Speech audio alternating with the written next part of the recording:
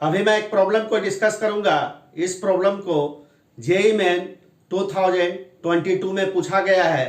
देखिए क्वेश्चन आपका क्या है, a system of two blocks of masses small M is equal to आपका 2 kg है, capital M is equal to आपका क्या है 8 kg, is placed on a smooth horizontal table as shown in figure.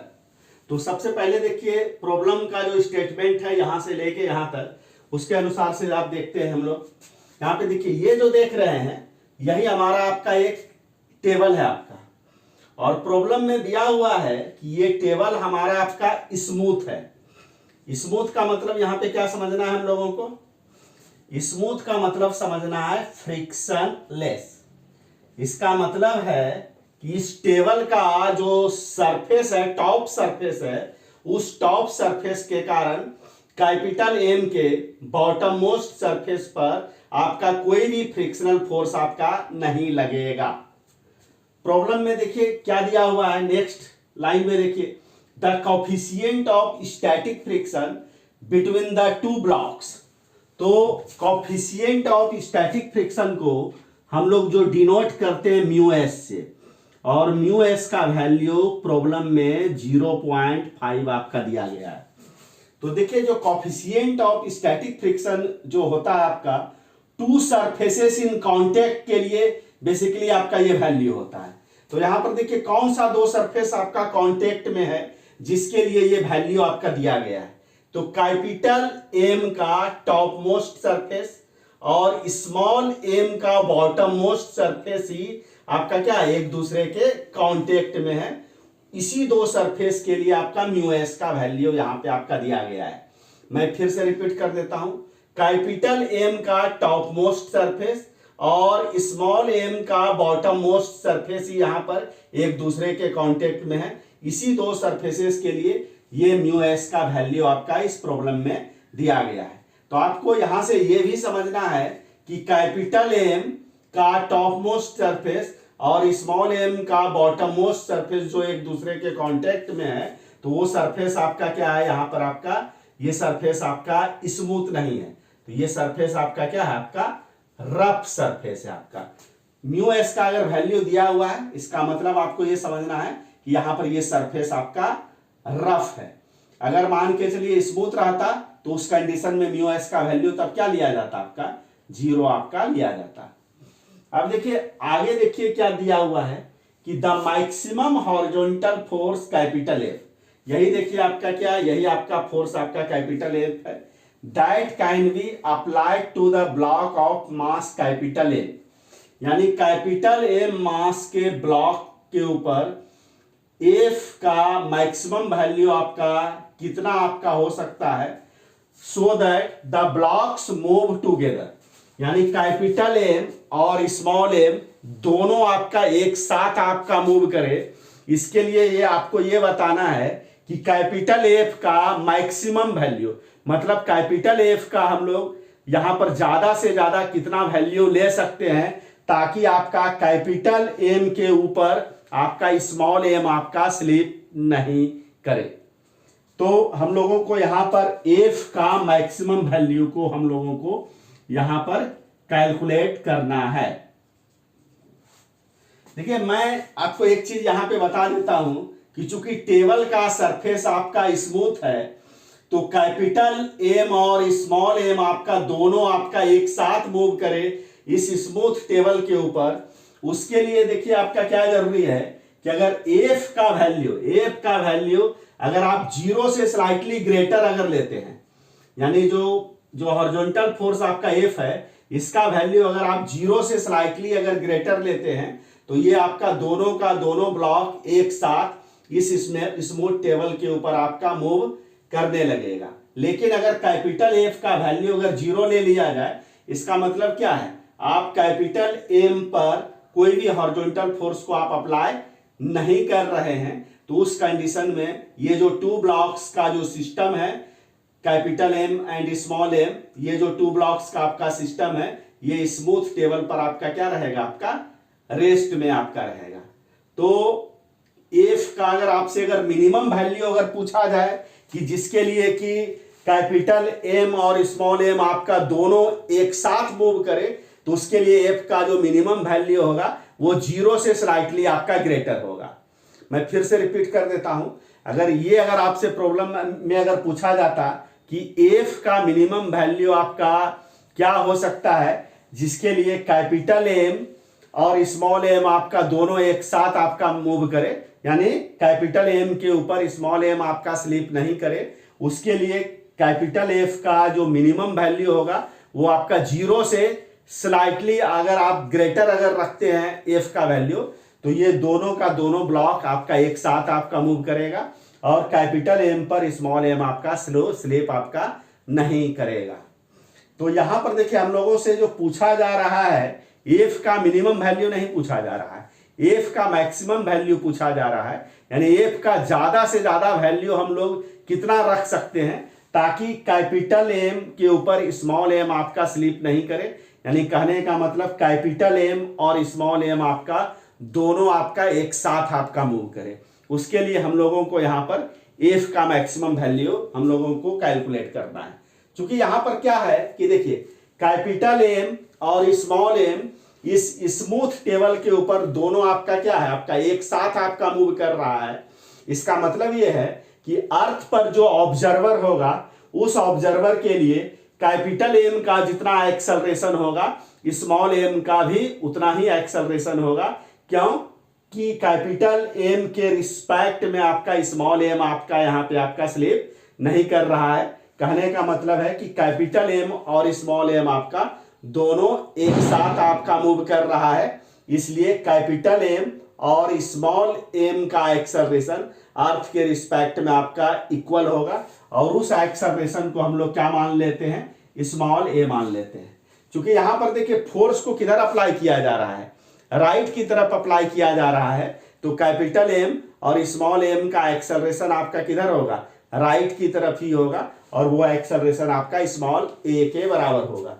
अब हम लोग क्या करते हैं, यहाँ पर फ्री बॉडी डायग्राम को ड्रॉ करते हैं कैपिटल एम के लिए। F B D free body diagram, F B D का मतलब समझना F free B body D diagram, free body diagram for capital M. उसके बाद देखिए हम लोग यहाँ पे देखिए इसके बगल में हम लोग F B D of small M, और इसके बाद देखिए यहां पर क्या होगा, एफ बी डी ऑफ आपका क्या होगा, टेबल। टेबल के लिए भी हम लोग फ्री बॉडी डायग्राम को हम लोग यहां पे ड्रॉ करते हैं ताकि आपको क्लियरली आपको समझ में आ सके कि यहां पर स्मॉल एम के ऊपर कौन कौन सा फोर्स लगेगा, कैपिटल एम पर कौन कौन सा फोर्स लगेगा और टेबल पर कौन कौन सा फोर्स आपका लगेगा। तो देखिए सबसे पहले हम लोग क्या करते हैं कि कैपिटल एम के लिए हम लोग फ्री बॉडी डायग्राम को ड्रॉ करते हैं।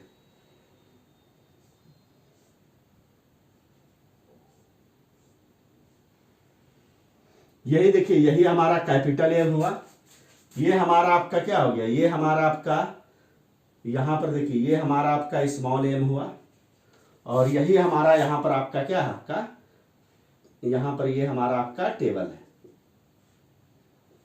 अब देखिए कैपिटल एम को मास है तो अर्थ के कारण कैपिटल एम पर ग्रेविटेशनल फोर्स mg आपका किधर लगेगा, आपका वर्टिकली डाउनवर्ड डायरेक्शन में लगेगा।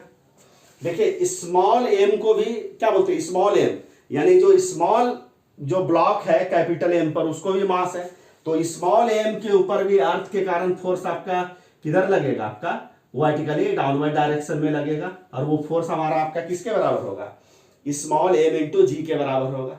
क्योंकि इस प्रॉब्लम में देखिए टेबल का मास आपका नहीं दिया हुआ है, लेकिन अगर टेबल का अगर मास अगर दिया हुआ रहता अगर तो उस टेबल के ऊपर भी ग्रेविटेशनल फोर्स आपका कितना लगता, टेबल का मास को अगर हम लोग एम डैश अगर मान लें तो एम डैश इंटू जी, तो टेबल के ऊपर भी आपका ग्रेविटेशनल फोर्स आपका लगता वर्टिकली डाउनवर्ड डायरेक्शन में। अगर टेबल का मास अगर एम डैश होता तो टेबल के ऊपर कितना ग्रेविटेशनल फोर्स आपका वर्टिकली डाउनवर्ड डायरेक्शन में लगता, एम डैश जी आपका लगता।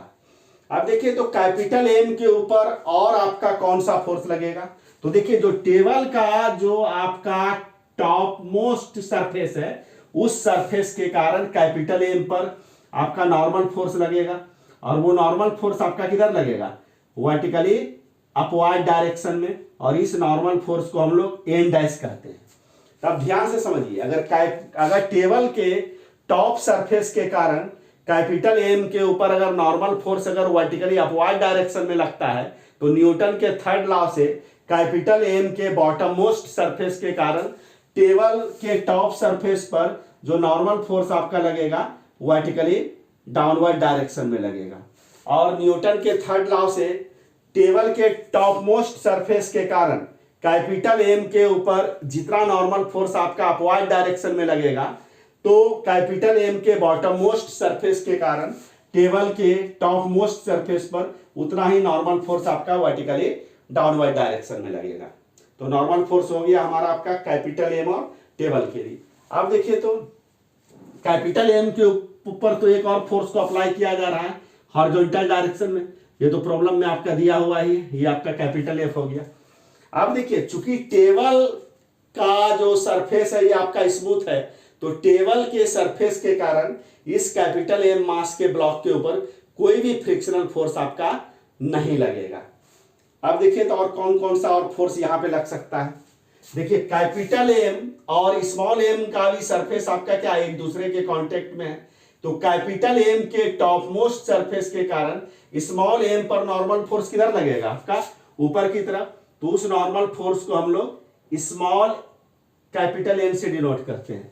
तो न्यूटन के थर्ड लॉ से स्मॉल एम के बॉटम मोस्ट सरफेस के कारण कैपिटल एम के टॉप मोस्ट सरफेस पर नॉर्मल फोर्स आपका किधर लगेगा आपका वर्टिकली डाउनवर्ड डायरेक्शन में, और इस नॉर्मल फोर्स को हम लोग यहाँ पे कैपिटल एन से डिनोट करते हैं। और न्यूटन के थर्ड लॉ से यानी according to Newton's third law of motion capital M के टॉप मोस्ट सरफेस के कारण स्मॉल एम के ऊपर नॉर्मल फोर्स एन आपका जितना आपका अपवर्ड डायरेक्शन में होगा यानी एन का वैल्यू, तो न्यूटन के थर्ड लॉ से स्मॉल एम के बॉटम मोस्ट सरफेस के कारण कैपिटल एम के टॉप मोस्ट सरफेस पर नॉर्मल फोर्स का उतना ही वैल्यू आपका डाउनवर्ड डायरेक्शन में होगा, यानी ये एन और ये एन आपका ये एन आपस में आपका क्या होगा इक्वल होगा। अब तो देखिए ये हो गया, और देखिए तो और यहाँ पे और कौन सा फोर्स आपका लग सकता है, क्योंकि टेबल आपका कहाँ रखा गया होगा, टेबल आपका अर्थ के सरफेस पर होगा, तो अर्थ के सरफेस के कारण इस टेबल के ऊपर आपका एक नॉर्मल फोर्स भी लगेगा आपका वर्टिकली अपवर्ड डायरेक्शन में, उस नॉर्मल फोर्स को हम लोग यानी एन डबल डैश से डिनोट करते हैं। तो इस टेबल के ऊपर अगर आप ध्यान से देखिएगा तो इस टेबल के ऊपर अब आपका कोई भी फोर्स और आपका फर्दर आपका फोर्स आपका नहीं लगेगा। आपका बेसिकली हम लोगों को यहाँ पे कॉन्सेंट्रेट करना है कैपिटल एम और आपका स्मॉल एम पर। अब चूंकि देखिए दोनों कैपिटल एम और स्मॉल एम दोनों का दोनों आपका किधर मूव कर रहा है, आपका राइट की तरफ मूव कर रहा है, और इस दोनों का कॉमन एक्सेलरेशन हमारा आपका क्या है, आपका कॉमन एक्सेलरेशन आपका ये है। इसका मतलब कैपिटल एम का राइट की तरफ आपका एक्सेलरेशन आपका क्या है, आपका ये है। स्मॉल एम का भी देखिए राइट की तरफ एक्सेलरेशन आपका क्या है, आपका ये है आपका। अब अगर देखिए अगर हम लोग अगर स्मॉल एम पर अगर कंसंट्रेट करें तो देखिए स्मॉल एम का एक्सेलरेशन किधर है, हॉरिजॉन्टल डायरेक्शन में राइट की तरफ है। तो एन का कोई भी कंपोनेंट अगर यहां पे ध्यान से देखिएगा तो एन का कंपोनेंट हॉरिजॉन्टल डायरेक्शन में तो होगा नहीं, एम जी का भी कंपोनेंट हॉरिजॉन्टल डायरेक्शन में होगा नहीं। तो एन और एम जी के कारण तो स्मॉल एम मास के ब्लॉक को कभी भी एक्सेलरेशन आपका यानी हॉरिजॉन्टल डायरेक्शन में राइट की तरफ होगा नहीं। इसका मतलब एन और एम जी के अलावा भी स्मॉल एम के ऊपर कोई ना कोई फोर्स आपका लग रहा होगा, जिसका कि आपका एक कंपोनेंट आपका किधर होना चाहिए, हॉरिजॉन्टल डायरेक्शन में राइट की तरफ होना चाहिए, क्योंकि उसी के कारण आपका क्या होगा, इस स्मॉल एम को एक्सेलरेशन होगा आपका राइट की तरफ। तो यहां पर देखिए, अब देखिए यहां पर स्मॉल एम के ऊपर हॉरिजॉन्टल डायरेक्शन में राइट की तरफ कौन सा फोर्स आपका लग रहा होगा, उसके बारे में थोड़ा देख लेते हैं। क्योंकि यहां पर देखिए क्या है कि कैपिटल एम का टॉप सरफेस आपका क्या है, रफ है, तो कैपिटल एम के टॉप सरफेस के कारण स्मॉल एम के बॉटम मोस्ट सरफेस पर आपका एक फ्रिक्शनल फोर्स आपका लगेगा, और वो फ्रिक्शनल फोर्स आपका किधर लगेगा, आपका राइट की तरफ लगेगा, राइट की तरफ लगेगा।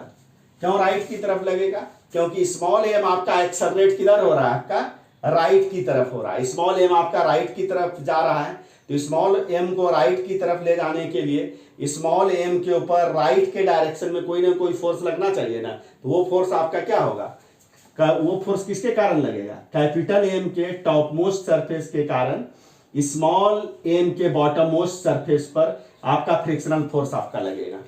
क्योंकि देखिए कैपिटल एम के रिस्पेक्ट में आपका स्मॉल एम आपका स्लिप नहीं कर रहा है, इसका मतलब ये फ्रिक्शनल फोर्स आपका कैसा फ्रिक्शनल फोर्स होगा, आपका स्टैटिक फ्रिक्शनल फोर्स होगा। ये फ्रिक्शनल फोर्स आपका कैसा फ्रिक्शनल फोर्स होगा, स्टैटिक फ्रिक्शनल फोर्स होगा आपका। अब यहां पे देखिए क्या है, न्यूटन के थर्ड लॉ से कैपिटल एम के टॉप मोस्ट सरफेस के कारण अगर स्मॉल एम के बॉटम मोस्ट सरफेस पर स्टैटिक फ्रिक्शन अगर राइट की तरफ लगता है, तो स्मॉल एम के बॉटम मोस्ट सरफेस के कारण कैपिटल एम के टॉप मोस्ट सरफेस पर न्यूटन के थर्ड लॉ से स्टैटिक फ्रिक्शन आपका किधर लगेगा, आपका लेफ्ट की तरफ लगेगा, और दोनों स्टैटिक फ्रिक्शन का मैग्नीट्यूड आपका क्या होगा, न्यूटन के थर्ड लॉ से आपका इक्वल होगा, और डायरेक्शन आपका अपोजिट होगा।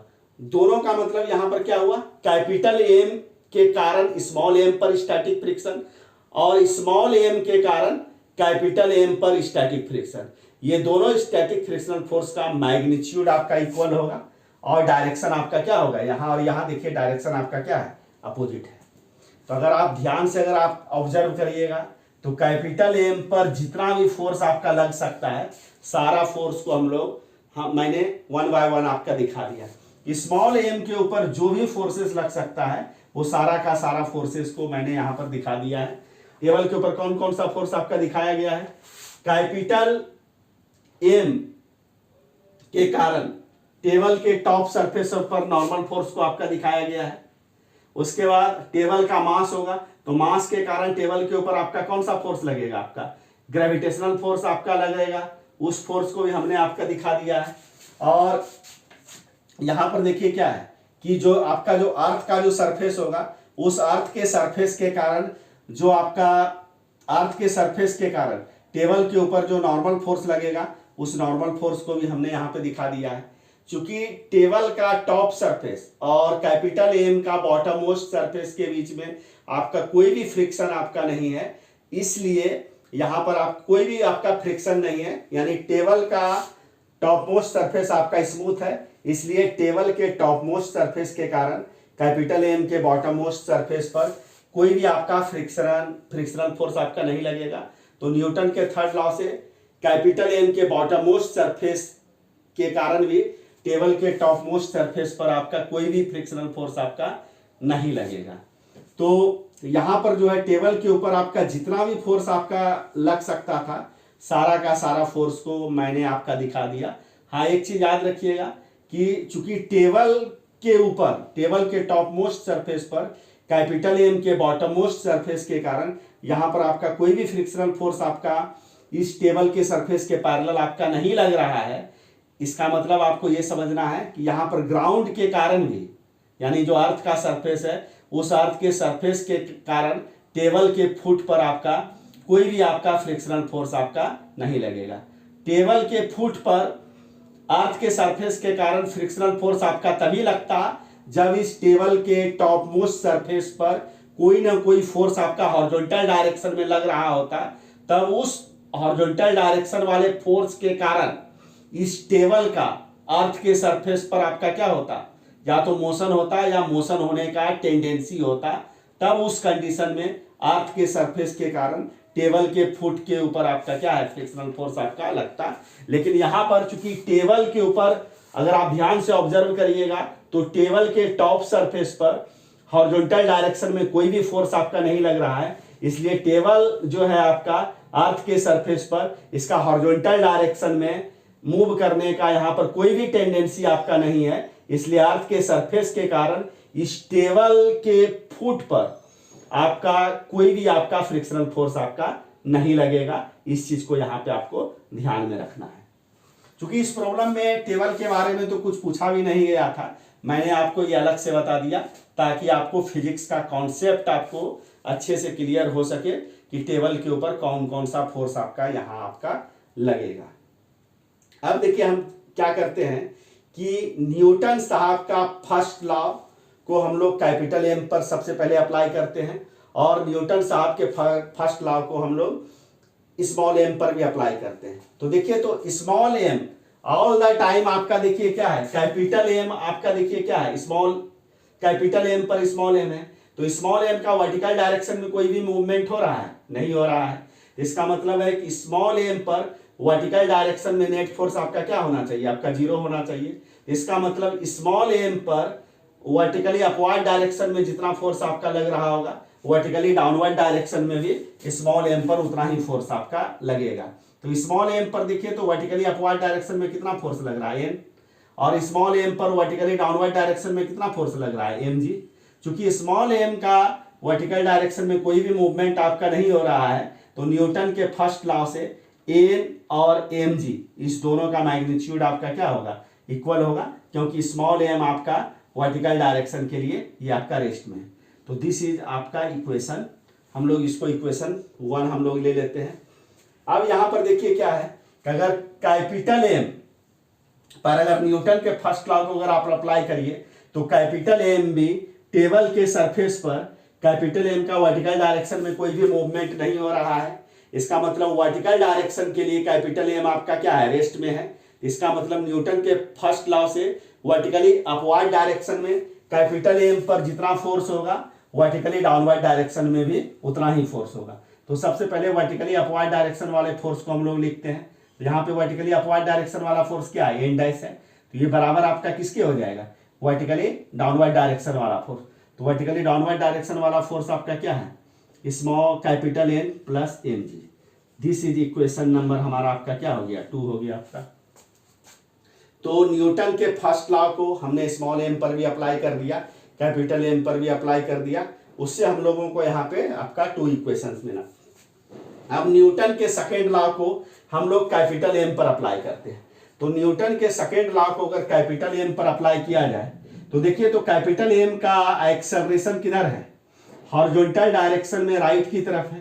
तो कैपिटल एम पर हॉरिजॉन्टल डायरेक्शन में राइट की तरफ नेट फोर्स आपका कितना हो जाएगा, कैपिटल एफ माइनस आपका क्या हो जाएगा, एफ एस हो जाएगा। क्योंकि एक्सेलरेशन का जो डायरेक्शन है उस डायरेक्शन में जो फोर्स होगा उसको प्लस लीजिए, उसके अपोजिट डायरेक्शन में जो फोर्स है उसको माइनस ले लीजिए और दोनों को ऐड कर दीजिए। यानी कहने का मतलब एक्सेलरेशन के डायरेक्शन में जो फोर्स है उसको प्लस ले लीजिए और एक्सेलरेशन के अपोजिट डायरेक्शन में जो फोर्स है उसको माइनस ले लीजिए और दोनों को ऐड कर दीजिए। इस दोनों को ऐड करिएगा तो यही नहीं आ जाएगा। तो कैपिटल एम पर हॉरिजॉन्टल डायरेक्शन में नेट फोर्स आपका इतना हुआ और ये नेट फोर्स इक्वल आपका किसके हो जाएगा, न्यूटन के सेकेंड लॉ से मास टाइम्स एक्सेलरेशन। तो ये मास आपका कितना है, एम है, और एक्सेलरेशन आपका ए है। तो दिस इज इक्वेशन नंबर आपका क्या हो गया, आपका 3 हो गया। अब देखिए तो स्मॉल एम के ऊपर अगर न्यूटन साहब का सेकेंड लॉ को अप्लाई किया जाए तो स्मॉल एम पर हॉरिजॉन्टल डायरेक्शन में राइट की तरफ एकमात्र फोर्स आपका लग रहा है। यानी स्मॉल एम का एक्सेलरेशन जिधर है उस एक्सेलरेशन के डायरेक्शन में राइट की तरफ एकमात्र फोर्स आपका क्या लग रहा है, आपका स्टैटिक फ्रिक्शनल फोर्स लग रहा है। तो यही हमारा आपका क्या हो जाएगा, एफ एस आपका नेट फोर्स हो जाएगा। तो नेट फोर्स इक्वल टू क्या हो जाएगा, आपका मास टाइम्स एक्सेलरेशन। तो यहाँ पर मास आपका क्या है, स्मॉल एम है, एक्सेलरेशन आपका ये हो गया। This is equation 4। अब हम लोग क्या करते हैं कि चूंकि हम लोगों को यहाँ पर एफ का मैक्सिमम वैल्यू को कैलकुलेट करना है तो 3 और 4 को हम लोग ऐड कर देते हैं। देखिए तो ये कैंसिल आउट हो गया। तो कैपिटल एफ इक्वल टू क्या होगा, इस दोनों को ऐड कर दीजिएगा तो capital M plus small M into A हो जाएगा। यानी कहने का मतलब अगर हम लोगों को एफ का मैक्सिमम वैल्यू चाहिए जिसके लिए कि आपका कैपिटल एम और स्मॉल एम आपका दोनों एक साथ मूव करे, यानी कैपिटल एम पर स्मॉल एम आपका स्लिप नहीं करे, उसके लिए क्या करना होगा, एफ का मैक्सिमम वैल्यू हम लोगों को तभी मिलेगा जब आपका क्या होगा, ए का यहाँ पर आपका मैक्सिमम वैल्यू होगा आपका। तो ये हमारा आपका देखिए एक फेमस इक्वेशन है, हमारा यहाँ पे आपका फॉर्म हो गया। अब हम लोग क्या करते हैं कि जो कि स्टैटिक फ्रिक्शन के लिए जो आपका कंडीशन होता है, स्टैटिक फ्रिक्शन का जो फार्मूला होता है उसको हम लोग यूज करते हैं।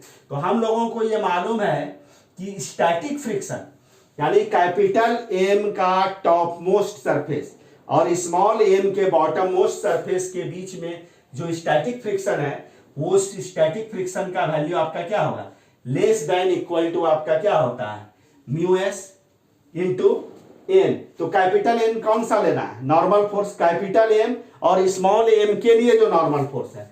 तो कैपिटल एम और स्मॉल एम के लिए नॉर्मल फोर्स आपका क्या है, एन है। यही हो गया आपका। यहां पर आप देखिए तो एफ एस के जगह पर देखिए तो इक्वेशन नंबर 4 को अगर आप देखिए तो एफ एस के जगह पर हम लोग सिंपली क्या लिखेंगे, M into A less than equal to mu S. और एन के जगह पर देखिए इक्वेशन 1 से एन के जगह पर क्या रख दीजिए, एम इंटू जी रख दीजिए। तो यहां से देखिए तो A M M cancel out हो गया। इससे देखिए तो इससे लिखा जा सकता है ए लेस देन इक्वल टू हमारा आपका क्या हो गया, आपका म्यू एस इंटू जी हो गया। यानी ए का वैल्यू आपका लेस देन और इक्वल टू है। तो आप ऐसे समझिए कि अगर x अगर लेस देन इक्वल टू 3 है तो इसका मतलब x का वैल्यू आपका 3 से कभी भी आपका लार्ज नहीं हो सकता है। इसका मतलब यहां पर x का मैक्सिमम वैल्यू आपका कितना हो गया, 3। उसी ढंग से यहां पर देखिए a आपका लेस देन और equal to mu S G है। तो यहां से लिखा जा सकता है a का मैक्सिमम वैल्यू हमारा आपका यहां से क्या हो गया, म्यू एस जी। तो a का मैक्सिमम वैल्यू हमने यहां पे देखिए कैलकुलेट कर लिया और इसी a का मैक्सिमम वैल्यू को हम लोग यहां पे रख देते हैं। तो एफ का मैक्सिमम वैल्यू नहीं निकल जाएगा। तो यहां देखिए तो एफ का मैक्सिमम वैल्यू इक्वल टू क्या हो जाएगा, capital M plus small M और ए का मैक्सिमम वैल्यू को हम लोग रख देते हैं म्यू एस जी। तो म्यू एस इंटू जी हो गया। तो अब देखिए तो यही हमारा आपका क्या हो गया, यही हमारा एक यानी एक फार्मूला हो गया। आप इस फार्मूला को याद रखिएगा, ये काफी आपका एक इंपॉर्टेंट आपका रिजल्ट है। ये आपका 2022 के अलावा भी और भी दूसरे ईयर में इस क्वेश्चंस को पूछा गया है, तो इसको आप याद रखिएगा। तो यहां पर देखिए क्या है कि अगर आप ध्यान से अगर देखिए तो प्रॉब्लम में कैपिटल एम का वैल्यू आपका कितना दिया हुआ है, 8 kg, स्मॉल एम का वैल्यू 2 kg। तो यहां पर कैपिटल एम हम लोग 8 kg रख देते हैं, स्मॉल एम का वैल्यू 2 kg रख देते हैं। प्रॉब्लम में देखिए तो म्यू एस का वैल्यू कितना दिया हुआ है आपका 0. म्यू एस का वैल्यू हमारा आपका यहाँ पे 0.5 दिया हुआ है। और जी का वैल्यू अगर मान के चलिए अगर प्रॉब्लम में अगर जी का वैल्यू अगर नहीं दिया हुआ है तो हम लोग कौन सा वैल्यू ले लेंगे, सिंपली हम लोग 9.8 ले लेंगे जी का वैल्यू। तो 8 + 2 आपका क्या हो गया 10 मल्टीप्लाइड बाय 0.5 मल्टीप्लाइड बाय आपका कितना हो जाएगा 9.8। तो 10 मल्टीप्लाइड बाय 0.5 आपका सिंपली आपका क्या हो जाएगा 5 मल्टीप्लाइड बाय 9.8। तो ये आपका क्या हो गया 49 आपका न्यूटन हो गया आपका। तो यहां पर जो फाइनल आंसर जो इस प्रॉब्लम का आया आपका क्या आया 49 न्यूटन आया आपका। तो यहां पर आपका करेक्ट आंसर आपका क्या होगा, सी होगा।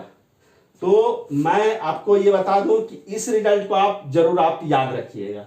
यानी अगर स्मूथ अगर आपका टेबल है और उस स्मूथ टेबल के ऊपर एक कैपिटल एम मास के ब्लॉक को रखा गया है और उस कैपिटल एम मास के ब्लॉक के ऊपर आपका एक स्मॉल एम मास का ब्लॉक रखा गया है और कैपिटल एम का टॉप मोस्ट सरफेस और स्मॉल एम का जो बॉटम मोस्ट जो सरफेसेस इन कांटेक्ट है वो सरफेस अगर आपका अगर रफ है तो उस कंडीशन में कैपिटल एफ का जो मैक्सिमम वैल्यू होगा जिसके लिए कि कैपिटल एम के ऊपर आपका स्मॉल एम आपका स्लीप नहीं करेगा, उस मैक्सिमम वैल्यू को निकालने का क्या आपका फार्मूला हो जाएगा, क्या करिएगा दोनों के मास को ऐड कर दीजिएगा capital M plus small M और इसको मल्टीप्लाई कर देना है किससे, एक्सेलरेशन ड्यू टू ग्रेविटी से। फिर इसको मल्टीप्लाई कर देना है किससे, यहां पर कैपिटल एम का टॉप मोस्ट सरफेस और स्मॉल एम के बॉटम मोस्ट सरफेसेस के लिए जो कोफिशिएंट ऑफ स्टैटिक फ्रिक्शन आपका का वैल्यू दिया गया है उससे मल्टीप्लाई कर दीजिए। तो ये जो वैल्यू आएगा यही आपका क्या हो जाएगा, एफ का मैक्सिमम वैल्यू हो जाएगा, जिसके लिए कि कैपिटल एम के ऊपर आपका स्मॉल एम आपका स्लीप नहीं करेगा। यानी कहने का मतलब कैपिटल एम के रिस्पेक्ट में आपका स्मॉल एम आपका स्लीप नहीं करेगा, यानी कहने का मतलब ये हुआ कि कैपिटल एम और स्मॉल एम आपका दोनों आपका एक साथ आपका मूव करेगा, दोनों यानी साथ साथ आपका मूव करेगा। तो इस प्रकार से इस क्वेश्चन को मैंने सॉल्व कर दिया। अगर इस क्वेश्चन के सॉल्यूशन को समझने में आपको कहीं भी किसी भी ढंग का अगर डाउट आए तो आप कमेंट आप जरूर कीजिएगा।